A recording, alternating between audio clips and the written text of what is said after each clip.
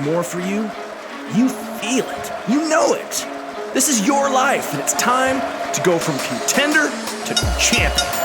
This is The Show with John Madsen. Welcome back to The Show, everybody. I'm your host, John Madsen. This is The Show. Thank you all again for your continued support. I love the feedback. I love the questions I get on social media. I love the direct messages. If you watch this show or if you listen to this show, you know that it's completely free. The only thing I ask is if any of the things that I say resonate with you, that you share it with at least one person. Take a screenshot of the show on your phone and tag me in your Instagram stories. I want to know if you're listening. I want to know what you like, what you don't like. And again, I appreciate all of the support.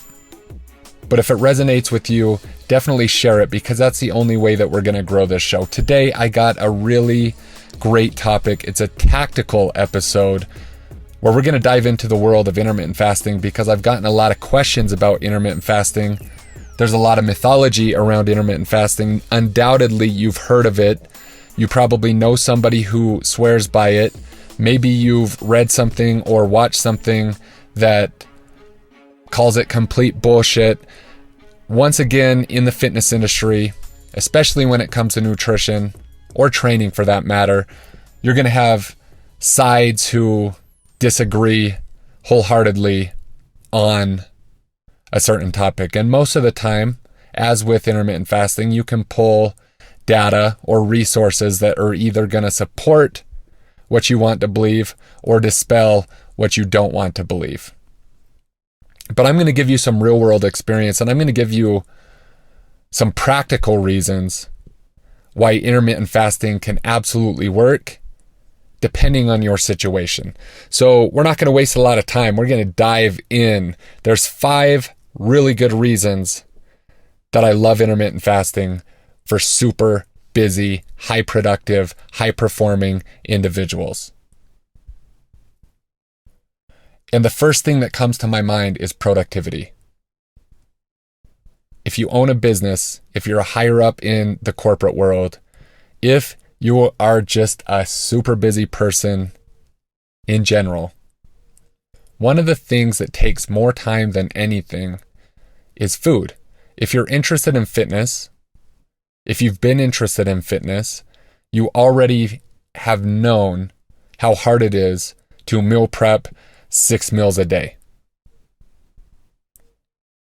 If you're interested in improving your body composition, we've done episodes on nutrition that goes into some of these things. So I'm not going to sit here today and go over everything that I've already talked about when it comes to nutrition. If you are interested and this is the first show that you've ever heard, just go down the episodes and listen to the nutrition ones.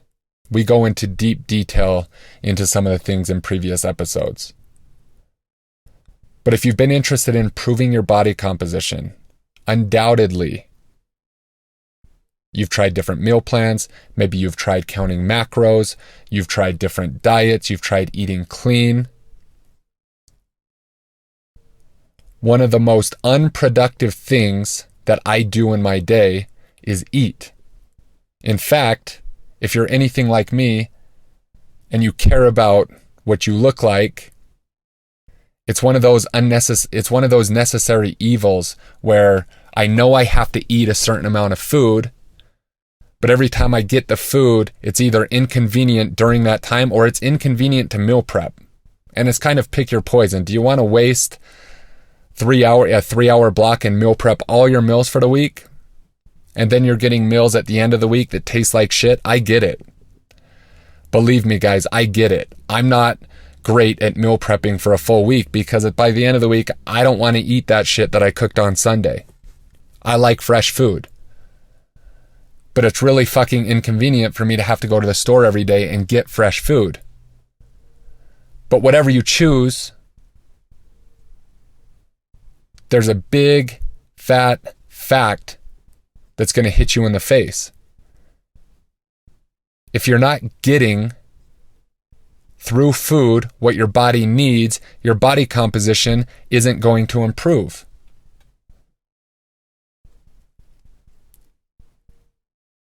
By choosing to do intermittent fasting for a person who isn't really concerned with high performance in the gym, or they're not a high performing athlete, if you just want to lose weight and cut fat, intermittent fasting can be highly productive. If you don't eat breakfast and your first meal is at noon or is at 2, you sip coffee black in the morning, you're going to notice that you get a lot of shit done because you're not thinking about food. One of the other things you're going to notice is that many times if you get over that first initial hump of not eating, if you're used to eating a big breakfast or a breakfast, if you're in a habit where you kind of eat that first meal mindlessly as soon as you wake up or at 9 o'clock or 10 o'clock, one of the things you're going to notice is an incredible amount of energy. And this isn't just from me. This is reported from so many people who have done intermittent fasting for an extended amount of time. I feel like I have so much more energy without eating up to a certain point than when I eat that meal and feel like falling asleep. And there's plenty of reasons for that.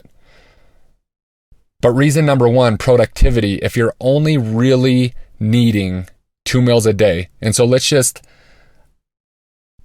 me just tell you what a day looks like practically if you're going to practice intermittent fasting, what is probably an eating window from 12 to 8 p.m. So more of a 16-hour fast, 8-hour eating window. You could bump that up to a 20-hour fast with a 4-hour eating window. Some people do that. But the most popular option is 16 hours of not eating, 8 hours of eating. What that looks like is your last meal is before 8 o'clock at night, and then you don't eat again until noon the next day. So usually you're going to have 2 bigger meals from noon to 8. You're very productive eating 2 meals compared to packing 5 or 6 or 4. So that's why I think it's a really, really good option, because it keeps you hypothetically in a caloric deficit depending on what you're choosing to eat, because you're only eating 2 meals and you're skipping all the other meals that you would have normally ate. And it gives you really distinct rules, which we'll talk about in a second, which is another reason that I like it. But reason number one is it's highly productive. You can stay in a caloric deficit without really thinking about it, and you're not taking time away from your day by needing to eat so many different times. The second reason that I like intermittent fasting for busy individuals is that it makes you very mindful of your hunger habits, emotions, and feelings around food. Sometimes we're hungry because we're fucking bored. I fall into this category. One of the coolest experiments that I did was implementing 36-hour fast. So at 8 p.m., if I ate my last meal, I wouldn't eat again. I wouldn't eat the whole rest of the next day. And then my next meal would be breakfast of the following day. 36 hours without food. There comes a point where you have an enormous amount of energy. I don't really think about food until about 2 p.m. From 2 p.m. until 6 p.m., you can hear your stomach start to rumble. You start noticing that every street you're on has a fast food restaurant. You start looking at billboards and you see fucking food everywhere. You look at your TV and there's commercials of Carl's Jr. You go to the mall and you can smell all the goodness of food. So all of your senses are sending you a signal that, hey, you got to eat. But the funny thing about it is that I've done this over a dozen times and I've never died. You're not going to die without eating food for a day. And so you battle through this hunger stage from like 2 p.m. to 6 p.m. And this is just my personal experience. And then a funny thing happens around 7 or 8 p.m. My brain clarity is on point. All the brain fog is gone. The amount of energy, oddly enough, is enormous. I literally feel like I have a hard time going to sleep because I have so much energy and so much brain clarity that I just want to get in front of a computer and freaking work. Ideas popping in my brain. And then I wake up and I eat breakfast like normal. I'm not even, at that point, I'm not even extra hungry from the 36-hour fast. It feels like you gave your digestive system a break. It feels like all the shit is cleaned out. Now, obviously, there's a lot more science that goes into that. But every time I've done this 36-hour fast, this is how I felt. And this is a more moderate fast than a 16-8. I'm not saying you have to do a 36-hour fast, a 24-hour fast. I'm just giving you different examples. Because inherently we believe that food is our energy because that's what we've been told. And yes, we use food as fuel. But oddly enough, when you go a whole day without food, it's not like you're just laying there doing nothing. You feel brain clarity, the brain fog is gone, and you feel abundant energy. This is just my experience. Maybe if you try it, you may feel like shit. But reason number 2 I like it is because it helped me become mindful of the hunger cues, whether I was really hungry or not. If I did get that hunger cue, if I could drink water and feel fine. And most importantly, knowing that I could go a whole day without eating and I wasn't going to starve to death. Because there's a whole lot of people out there that think they got to eat and they're eating way too fucking much. So the second reason's a big one for me. You learn a lot about what you feel when you feel hungry and what you want to reach for and how society in general revolves around eating. When you meet friends, you eat. When you have parties, you eat, you snack. Food is all around us and we can get it in an instant. It wasn't always like that. The third reason, kind of mentioned this before, is that it's calorie control without actually counting. So there is a big fact that if you want to improve your body composition, calories in, calories out is going to reign supreme.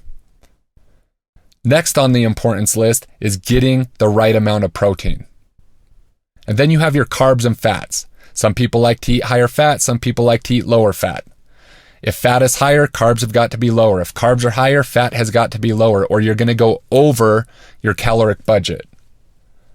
People are going to argue all day long whether high fat, low carb is better than high carb, low fat, and the real studies that are out there are going to prove that the fat loss is actually very, very similar, no matter which way you choose. If calories remain constant and protein remains constant. The problem with that is you have to count and you have to be accurate. So if you're into high performance and you need to perform in the gym, if you're an athlete, intermittent fasting isn't going to be your best option. You're going to need the right amount of fuel to give you the best chance to perform optimally. You could do it with intermittent fasting, but a lot of times it's going to be really, really hard to get enough fuel at the right times to fuel performance. For example, if I'm coaching a football player who plays in the NFL, which I do, I'm not going to give him an intermittent fasting protocol. It doesn't make sense for him to go to practice without having any fuel in the tank. And if you're a 230-pound dude who's jacked, who has very low body composition, who needs to get 4,000 calories a day, it's not ideal to have to slam 2,000 calories of good food in 2 different meals. It's actually easier in his case to spread those out. But the people that I do prescribe intermittent fasting for are people that are in the fat loss category. They want to slash fat. So it's okay for them to be in a caloric deficit. In fact, it's a must. So now we can keep them in a caloric deficit without actually counting, which is very, very beneficial for a very busy entrepreneur who the last thing on his mind or her mind is to pull out their phone and want to count calories. Counting calories is a lesson that everybody should go through, but there's certain times when it's inconvenient. The 4th reason I like intermittent fasting for the busy entrepreneur is, I mentioned it earlier, it's energy. Oddly enough, if you do this, if you give it a week, I know that you're going to reach out to me. You're going to be like, fuck, John, I can't believe it. I thought I was going to be too hungry. I skipped breakfast, and by 11 a.m., my brain was fucking fire. I know you're going to say that because so many people have reported that. The actual energy you get from not eating sometimes is incredible. Not energy to play in a fucking football game, energy to fucking think, to remove that brain fog. And the last reason I like intermittent fasting, reason number 5, is because it makes you practice discipline. If you give yourself rules, in my case, for the 36-hour fast, John, I don't give a fuck how you feel. I don't care about what the food smells like. I don't care that there's a TV commercial showing you food. You're not going to eat today. I don't care if your stomach is grumbling and you feel hungry. You're not going to die. The practice of discipline is so important. If you're doing the 16-8 window, I don't care that my coworkers came to work with a bunch of fucking donuts. I'm not eating until 12. I don't care that the pantry is full of popcorn. I'm done eating at 8. You set rules for yourself. Some people do really, really well when they give themselves a framework to work with that they're not going to break. So just to recap the 5 reasons. Number 1, productivity. Number 2, you become really, really mindful of your hunger habits, your emotions around food. Number 3, it's calorie control without actually counting. Number 4, an abundant amount of energy and brain clarity. And number 5, the practice of discipline, doing something that's a little bit uncomfortable. Now, I have to preface this whole episode with the fact that if you overeat and only eat 2 meals and your calories are out of balance, you can still be in a caloric surplus with intermittent fasting and you won't lose weight. It's no different than keto. It's no different than paleo. It's no different than Atkins. If you want to lose fat, you have to be in a caloric deficit. The best way to do that is to count calories and actually fucking know if you're in a deficit or not. A trick is to do intermittent fasting, but if you're not losing weight, it's because you're eating too fucking much. It's not magic. This is just a tactic, and just like anything else in the fitness and nutrition industry, the thing you have to understand is getting fit is a mindset. These tactics can work, but if you rely on a single tactic, you're going to fail in the long run. Thank you so much for joining us for another amazing episode of The Show with John Madsen.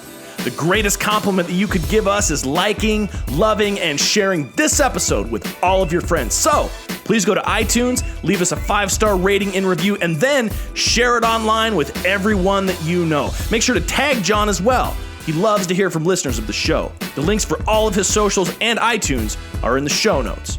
Also, if you'd like to engage John for anything related to his coaching, consulting, or programs, please visit johnmadsen.com for everything you'd need to know on how to engage with John offline.